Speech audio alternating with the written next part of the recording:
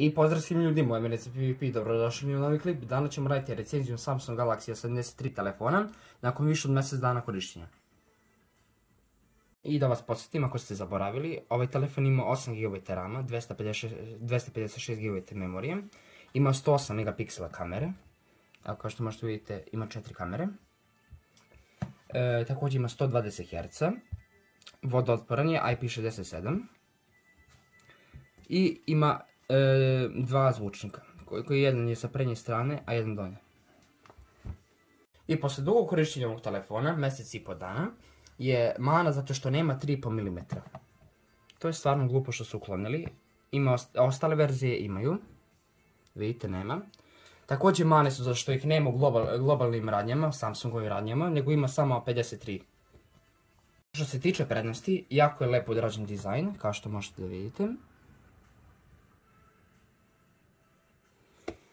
Ima jako dobar displej, jasne su boje, kao što možete vidjeti, baš je lepo odrađen. Ima 120 Hz. Ima također 108 megapiksela kameru, glavnu. Osim toga ima dobre zvučnike i vodootporan je. I to je to što se tiče ovog telefona. Ja bih vam iskreno preporučio ako hoćete baš dobru kameru i baš dobar displej. Naravno imate opciju za manje para, uzmite neki Xiaomi telefon koji ima mnogo bolje performanse i bateriju, ali pritom ima je loši displej i kameru.